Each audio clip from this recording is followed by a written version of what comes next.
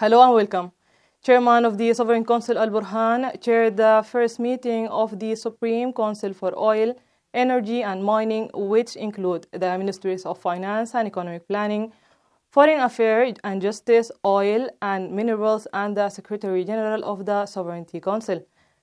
Engineer Muhyiddin Naeem, Minister of Energy and Oil, stated that the meeting heard a report from the Ministries of Oil and Minerals on the vision in light of the war. He said that the meeting discussed policies to enable the Ministries of Oil and Minerals to play a role in supporting the general budget with significant allocations.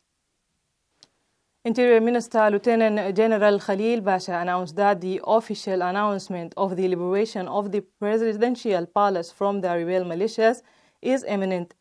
He added that the armed forces will announce their handover the symbol of the sovereignty, the Republican Palace, within the coming hours. The palace courtyard had witnessed a fierce battle since yesterday between the army and the Rapid Support Force, during which the army force carried out airstrikes using drone against the militia. The source confirmed that the army has taken control of all the roads that's leading to the palace. Ambassador Yasser Surur, assigned Ministers of Foreign Affairs of Egypt, confirmed that the Sudanese army is making progress towards full control of Khartoum, noting that this is an important development. He said this progress is expected to continue. Source said that yesterday Sudan is declaring linked to Egypt's national security for several reasons. Source explains that Egypt's actions are based on several principles and that any solution to the crisis in Sudan must come from Sudanese people without any external dictates. The armed forces of the 6th Infantry Division in Al Fashir continued their military operation against the Rapid Support Militia in Al Fashir.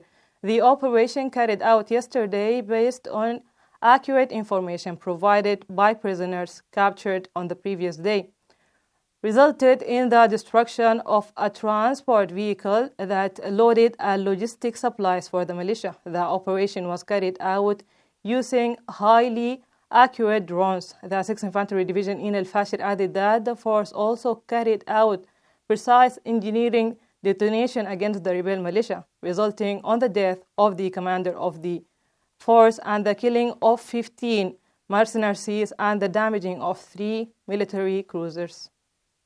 The Sudanese Mineral Resource Company made an unparalleled leap in the total mining revenues of the Red Sea state during the period from January to February 2025, which amounted to £12 billion compared to £2.6 billion in 2024, £1.2 billion in 2023, and £0.5 billion in 2022, which reflects a huge growth in the sector.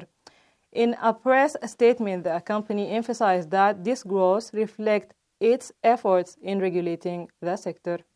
Khartoum Governor Ahmed Osman Hamza discussed with the Minister of Urban Development, Roads and Bridges, Salah Hamid Ismail, ways to resume construction of the bridges and infrastructure damaged by the war, with an emphasis on the rehabilitating of the Shambat and Halfaya bridges. For his part, the Minister of Urban Development stressed that the seriousness of his ministry in continuing the work in the projects.